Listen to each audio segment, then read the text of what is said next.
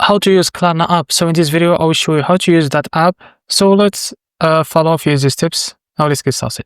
Now, first of all, download the Klarna app. So if you don't have it or have it yet, download the Klarna app from the App Store for your iPhone or Google Play for Android. Now sign up or log in. So open the app and either sign up for login to your Klarna account. Enter your basic details like name, email, and payment method. So after that, browse and shop. You can browse through stores directly in the Klarna app or shop at your favorite online stores that accept Klarna.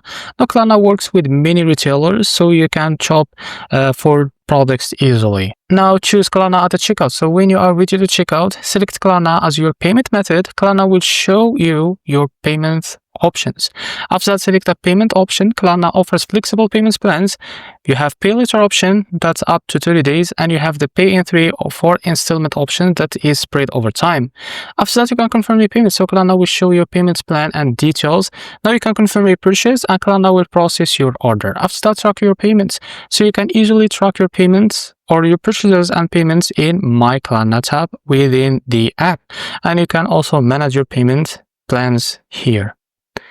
So this is how to use Klarna app. If you found this very helpful, please like and subscribe. See you next video.